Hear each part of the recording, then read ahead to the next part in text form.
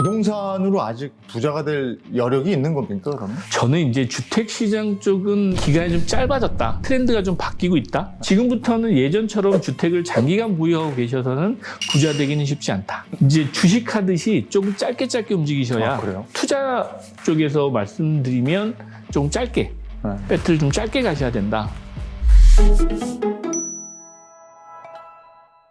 지금 부동산 시장의 가장 큰 문제는 뭡니까? 사람들이 쭈삣쭈삣거리는 이유는 뭡니까? 불확실성이죠. 불확실성. 네. 예. 시장도 그렇고 정책하고 시장이 지금 움직여주는 방향하고 좀 상반된 네. 의견들을 가지고 있는 내용들 때문에 그런 것 같고, 그 정책하고 정치인들이라고 할까요? 네. 심지어 네. 금리를 결정하는 미 파월 의장도 앞에서 하는 얘기 뒤에서 펼쳐지는 정책이 다르기 때문에 네. 그런 것들 때문에 지금 걱정들을 많이 하고 계신 것 같습니다. 네. 금리 변동 시나리오는 어떻게 예측하세요? 저희 같은 경우는 이제 1월부터 말씀을 드렸는데, 우리나라 금리는 3.5%에서 시장 금리, 이제 시대 금리죠. 네, 금통위는 얼마 전에 동결했고. 네, 네. 그거는 이미 1월부터 사실 3.5 정도가 우리나라는 그 맥시멈이다라고 말씀을 드렸었고요. 우리나라 금리 같은 경우는 저는 7월, 8월쯤부터 인하를 시작하지 않을까. 네. 그래서 올 연말까지 3%, 조금 더 내려간다고 하면 2.75% 정도까지 예상하고 있습니다. 워낙 우리나라 지금 경기 상황이 안 좋기 때문에 네. 그 경기 상황뿐만 아니고 지금 PF 시장이죠. 이런 상황까지도 안 좋기 때문에 금리가 지금 3.5% 이상에서 버티기가 경제 상황이 쉽지는 않을 것 같고, 미국은 저는 한 4.5% 정도 보고 있습니다. 연준은 또 조금 올린다는 얘기인 것 같던데요? 5.25까지는 5월 달에 올릴 겁니다. 네. 그래 놓고 하반기에는 저는 4.5% 정도 보고 있습니다. 그래서 올 연말에 우리나라 금리는 3%에서 2.75%, 네. 미국 금리는 한 4.5% 정도 네. 예상하고 있습니다. 부동산 시장을 움직이는 가장 큰 변수는 그럼 정책으로 보시는 겁니까? 아니면 금리로 보시는 거예요? 지금은 우리나라 같은 경우는 금리나 정책 변수는 거의 없다고 보입니다. 거의 없다고 보고, 심리인가요, 이제부터는 이제 심리전하고 네. 가격입니다. 네.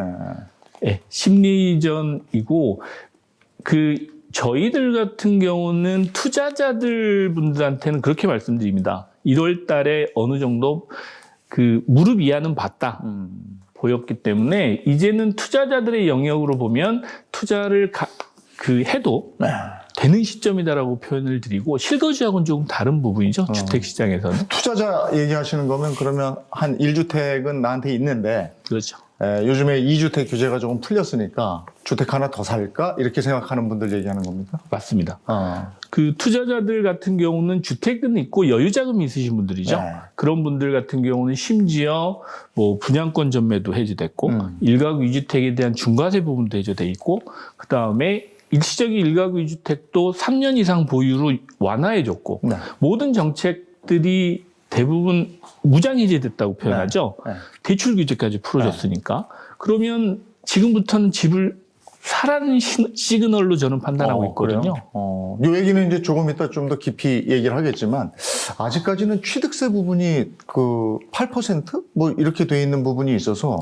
맞습니다. 취득세 중과세 부분도 2주택까지는 아직 법이 통과가 안 됐습니다. 법 통과하면 다시 돌려준다는 네, 거예요? 돌려주게 돼 있습니다. 그런데 지금 불안해 하시는 분들이 있죠. 왜냐하면 1월 달에 국회에서 통과되면 소급해서 적용해 주겠다라고 이미 말은 했는데, 아직 통과가 안 돼서 국회 논의를 안 하고 있으니까. 그런데 통과되지 않겠습니까? 국회가 하도 이런 건 논의를 안 하고 딴 일을 하고 있어서. 다행히 지난주죠. 지난주부터 이제 전매 제한하고 거주 제한이죠. 거주 제한 부분도 협의를 하고 있다고 그래요. 네. 국토위에서. 네. 네. 자, 그리고 이제 이런 게 있더라고요. 전에도 집값 한참 올라갈 때 규제를 계속 했잖아요. 규제 하는 동안 계속 집값이 올라갔어요. 근데 저도 경험이 있습니다만, 집값이 떨어질 때는 규제를 푼다 해서 몇 번을 풀어야 바닥을 확인할 수 있었거든요. 지금 근데 그래서 풀고 있는 단계이기 때문에 아직 바닥은 아니지 않는가, 이런 생각이 들거든요. 더 이상 풀 규제가 없습니다. 그래요? 네. 왜냐하면 지금 대출 규제 금융이죠. 금융 쪽의 규제도 거의 다 풀어준 상태고, 실제로 규제를 풀었다고 하더라도 금리가 높기 때문에 일반인들은 접근이 어려울 따름이지, 정책은 거의 다 쓸 수 있는 카드는 썼다고 보입니다.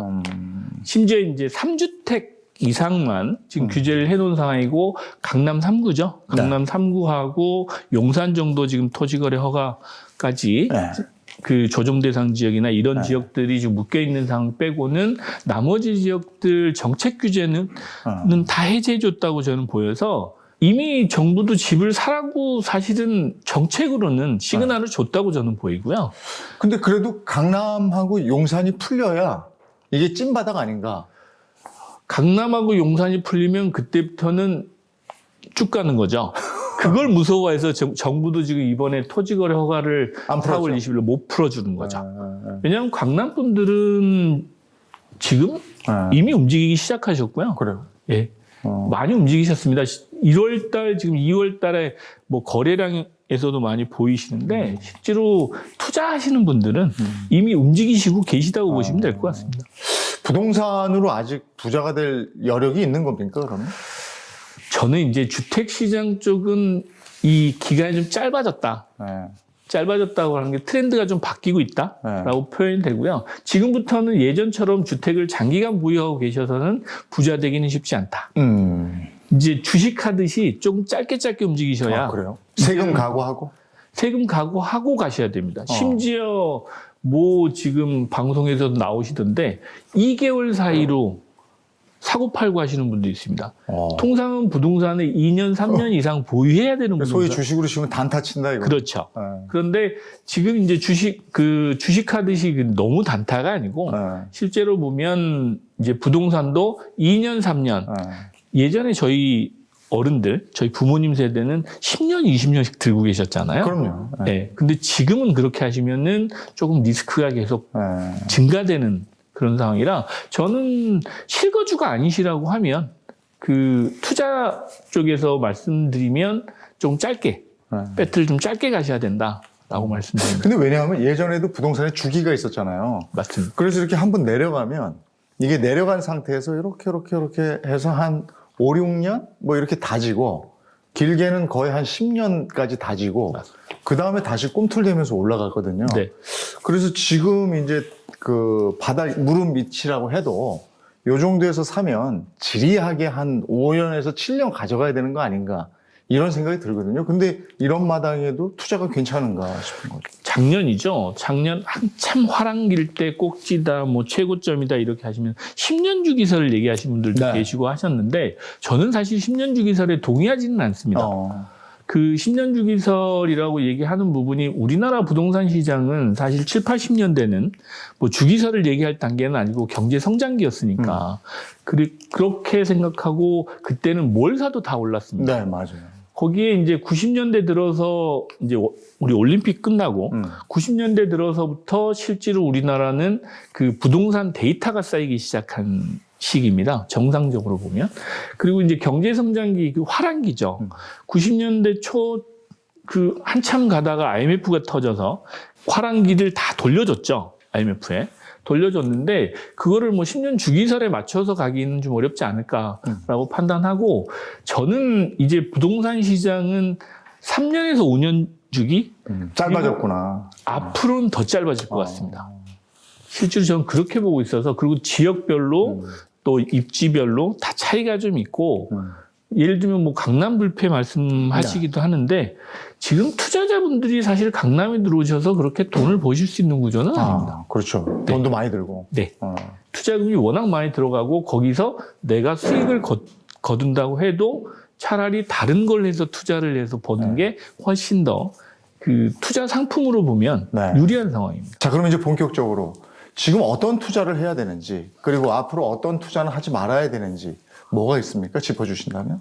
저는 이제 정책 부분에서 본다 그러면 정부가 시그널을 준 게 분양권입니다. 신축 분양권 투자에 저는 좋은 시기다라고 지금은 판단하고 있습니다. 이런 거 어디 가서 알아봐야 됩니까? 알아보실 데 없습니다. 저한테 오시면 네, 여담이고요.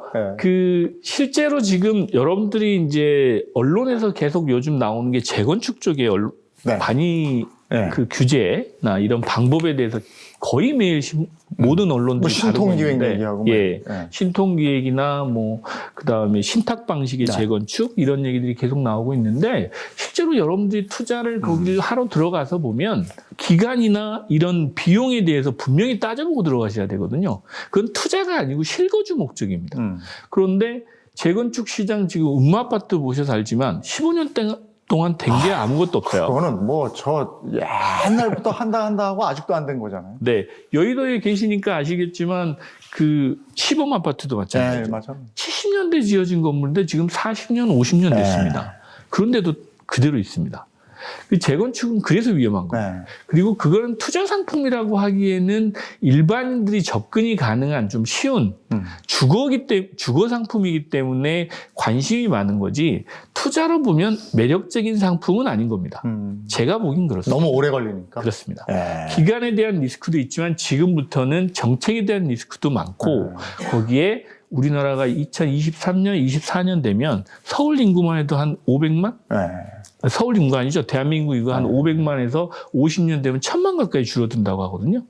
그러면 지금처럼 연간 30만 원, 40만 원을 지어봐야 남는 집이 저는 반이라고 보여요. 그래서 그 재건축 투자는 갈수록 리스크가 높아지고 있다라고 저는 판단하고 오히려 그러면 주택 쪽에서 투자하신다고 그러면 정책 다 풀어준 분양권이나 입주권이나 바로 지을 수 있는 거. 바로 짓고 바로 들어가서 내가 네. 살 수 있는 집에 들어가셔서 2, 3년 동안 네. 2년, 3년 살면 비과세 혜택을 주지 않습니까? 네. 그런 부분을 최대한 활용하시는 투자가 현명하다라고 저는 판단하고 있습니다. 그리고 저는 재건축이나 뭐 재개발도 많이 생각하시는데 그거는 지금 말씀처럼 너무 기니까 관리 처분인가 앞둔 거 있잖아요. 그거만 노리시면 돼요. 근데 관리 처분인가 앞둔데 급매물 나오거든요. 아마 관심이 있으시면 그거 하시면 되고 역시 전문가십니다. 만약에 관리 처분인가가 안 나고 계속 지지부진하고 이런 거는 조금 한번 더 생각해 보셔야 되고 뭐 그런 부분이 있는 것 같고요. 지금 같은 하락장 그리고 이제 이 횡보장 이런 데서 부동산 투자할 때 이것만은 꼭 기억해야 됩니다 하는 팁은 뭐가 있겠습니까? 저는 이 정책은 꼭 보라고 말씀을 드립니다. 정책을 꼭 보고 가셔야 정책의 방향성을 좀 보셔야 되는데 그중에서 또 중요한 거는 정치인의 입을 보시지 말라는 말씀을 드리고 싶어요. 왜냐하면 최근에 저희 국토부 장관님이 아직 지하실이 남아있다라는 표현을 쓰시더라고요. 네, 더 떨어진다는 얘기죠. 네. 근데 그거는 제가 보긴 그렇습니다. 실제로 지하실이 남아있다라고 하면 그게 금융 쪽이나 여러 시스템 쪽에서 문제가 또 불거져서 나올 텐데 그냥 일반인들을 다독이는 이 부동산 투기를 하지 말라는 시그널로 저는 받아들였지 실제로 지하실이 있을 거다라고 판단하지는 않거든요. 그래서 정책을 보고 이 투자를 하시는 게 맞다라고 판단이 돼서 아까도 말씀드렸지만 지금 정책은 재건축이나 재개발 쪽이 아닌 신축이나 내가 살 집, 실거주가 가능한 그런 투자 쪽으로 좀 보시는 게 맞다라고 판단되고 최근에 이제 매도하시는 분들 입장에서는 지역별로 좀 많이 가격이 하락한 쪽이 있는데 하반기 금리 인하 시그널이 오기 시작하면 일정 부분 또 회복하지 않을까라고 해서 너무 조급하게 매각하실 필요는 없을 것 같다라고 말씀드립니다. 저희가 사전에 미리 보기를 좀 드렸어요. 그러니까 그 중에서 부동산 투자 상품으로 적합한 아이템들 베스트 3, 워스트 3 이렇게 골라 주십시오 이런 거였는데 한번 보겠습니다. 그죠? 네. 한번 추려 주시죠. 지금 이제 서두에도 말씀드렸지만 정책적인 부분이나 현재 지금 투자하기 가장 좋은 그리고 리스크가 가장 적다고 판단되는 부동산 상품은 신축입니다. 신축이고 그 다음에 분양권. 거기에 이제 건물 쪽이죠. 건물이나 뭐 꼬마 빌딩이나 비슷한 말 같은데 그 비용 차이에서 좀 나는 거고요. 그런데 그 지금 이 세 가지를 말씀드리는 이유가 뭐냐면 리스크가 적습니다. 아, 그래요? 현실적으로 지금 저희들이 세계 경제 상황이나 여러 가지 지금 글로벌 상황들, 우리나라 경제 상황들 고려할 때 리스크가 가장 적은 아이템이다라고 저는 판단을 하고 있어요. 왜냐하면 구축보다는 아까 이제 그 말씀하셨듯이 재건축은 쌓인 리스크가 너무 많습니다. 정책 리스크부터 시작해서 기간 리스크까지 많이 있어서 그런 투자보다는 일반인들이 투자하시기에는 리스크가 좀 적은 부동산 상품으로 가시는 게 맞지 않을까라고 판단하고 있습니다. 그러면 이제 그 아까 얘기 나온 김에 한남 3구역 네. 여기 관리처분인가 앞두고 있는 네. 여기 그 다음에 요 우리 가까운데 요 상암동에서 가까운데 여기 뭐지 성산시역 성산시역. 네? 요거 재건축 네. 그 다음에 또 하나 신축 뭐가 있을까 거기 아까 둔촌주공 네. 요걸 할 수 있는 돈이 있어요. 네. 그럼 뭐 하는 게 좋습니까? 전 세 군데 다 안 합니다. 안 해요? 왜냐? 그래요? 저희 투자자분들 같은 경우는 최근에 이제 한남 3구역을 보유하고 계신 분이죠. 2018년에 투자해서 이제 가지고 계신 분이 매각을 해서 한남 5구역을 갈까요? 라고 말씀하셔서 그냥 계시라고 그랬습니다. 그분은. 3구역 바로 되는데 계시는 게 낫지. 네, 왜냐하면 이제 3구역은 평수가 소형 평형입니다. 네. 예, 대형 평형이 없습니다. 맞아요. 예, 중소형 평형들이기 때문에 그렇고 40몇 평까지 있죠? 평까지. 그렇죠. 네. 그래서 이제 대형 평형이 없습니다. 그래서 그분도 아시는 거죠. 그래서 5구역 쪽은 대부분 대형 평형입니다. 그런데 한남동의 특성이 좀 있습니다. 한남 3구역이나 5구역 이런 쪽은 대형 평형이 유리하다는 걸 알고 계십니다. 그쪽에 이제 거주하시는 분들이 아무래도 이제 자산가들이 많고 퀄리티가 다르시기 때문에 그걸 이제 알고 계셔서 갈아타시고 싶은데 세금이 너무 많이 나오는 거죠. 그래서 지금은 그냥 계시라고 그랬습니다. 그런데 지금 말씀하신 대로 한남 3구역은 새로 들어가시는 분들은 지금 들어가실 필요가 없습니다. 왜냐하면 기간 리스크도 있지만 거기에 분담금 리스크도 있습니다. 아직 나오지 않았지만 거기에 많은 리스크들이 계속 상존해 있습니다. 그러면 차라리 분양권을 사시라고 말씀드립니다. 그리고 아까 이제 성산시형 네. 최근에 이제 분담금 문제가 불거져 가지고 일반 분양이나 조합원 분양가나 별 차이가 없는 거죠. 거의 분양가의 90% 정도에 이렇게 분담금이 나오는데 지금 앞으로 재건축 단지들은 그런 문제가 계속해서 불거져 나올 거라고 보고 있습니다. 둔촌주공은 굳이 둔촌주공을 가실 바에는 그 주변에 아까 다른 말씀드린 조금 더 상급지로 오시는 게 더 낫지 않을까요? 아까 진주크로버 말씀드렸잖아요. 그런 데로. 거기 뭐 입주권을 가시는 게 오히려 더 유리하지 않을까? 투자 쪽에서 보면 저는 그렇게 판단합니다. 알겠습니다. 직접적으로 알려주셔서 고맙습니다. 네. 그리고 이제 뭐 돈이 좀 여유가 있으면 꼬마 빌딩 같은 것도 네. 생각을 해봐라. 워스트 3는 뭘 꼽아주시겠습니까? 워스트 3는 뭐니 해도 상가죠. 상가. 네, 상가가 최근에 가장 어렵습니다. 앞으로도 점점 더 어려워질 거라고 저는 판단하고요. 일부 지역들, 그 상권이 아주 좋다고 하는 강남역이나 뭐 이런 강남구에서도 보면 선능력 상권, 그 다음에 신사동 상권, 신사동도 사실은 가로수길도 많이 공실이 있습니다. 그런 상권들 제외하고 대부분의 지금 상가가 너무 많이 지어지고 있죠. 그러다 보니까 뭐 하남, 위례, 판교 이런 데 가서 보시면 공실이 너무 많습니다. 네. 예. 지금 뭐 10년 이상, 20년 다 돼가는 그 문정동에 가든5 가서도 공실이 지금 대부분이잖아요. 상가는 아주 위험하다라고 판단하고 있고, 그 다음에 오피스텔. 오피스텔. 예. 오피스텔은 사실은 처음에 들어갔을 때 거의 제로에서 시작하신다고 보시면 됩니다. 그리고 매년 시간이 지날수록 감가 생각해서 내 자본이 줄고 있다라고 판단하시면 저도 됩니다. 저거 한번 투자했는데 원금 못 건졌어요. 오피스텔은 시세가 오르는 게 아니기 때문에 그리고 뭘 자꾸 고쳐달라고 그래요. 거기 들어가 있는 분들. 공실도 생깁니다. 네. 예, 임차인들도 매번 그렇죠. 구해야 되고. 예, 그 다음에 하나만 더. 그 다음에 이제 투자하신 게 나홀로 아파트 아까 예, 말씀하셨는데 나홀로 아파트나 호텔 투자. 호텔 분양권 투자 요즘 많이 하시죠? 기타 홈쇼핑에도 나오던데 요즘에. 그 호텔 투자 같은 경우는 일반인들이 접근하는 현실적으로 좀 어려운 부분이 있는데 소액 투자다 보니까 일반인 분들이 가끔 투자를 하시는 것 같아요. 그래요. 예. 저는 사실 그 투자는 말리고 싶습니다. 왜냐하면 나도 가서 써도 된다 그러고 예, 그걸 내가 안 쓸 때는 그거를 임대수익을 대시를 준다고 해가지고 그러고. 그 돈을 준다니까 맞습니다. 그게 그냥 듣기는 혹하더라고요. 잘 따져보셔야 됩니다. 그건 일반인들이 이제 그 현혹되기 좋은 문구는 다 쓰시는 거죠. 분양하시는 분들이. 그런데 호텔 투자는 조금 조심을 하셔야 되고 원금을 회수하는 게 상당히 어렵습니다. 거의 불가능하다고 보시면 됩니다. 그렇군요. 아니 뭐 부동산도 그렇고 주식도 그렇고 사실은 그냥 우리 같은 사람들은 껄껄껄이에요. 뭐냐면 그냥 이렇게 살 걸, 팔 걸 이런 껄껄껄. 주식이나 부동산이나 사고 파는 타이밍 이건 뭐 신의 영역이다 이렇게 얘기합니다만은 그래서 우리가 알아야죠. 신한테 의존할 수만은 없잖아요. 그냥 알고 있어야 되기 때문에 저희가 자꾸 이런 정보를 드리고 있습니다. 언제나 위기 속에 기회가 있다는 점 기억해 두시면 좋겠습니다.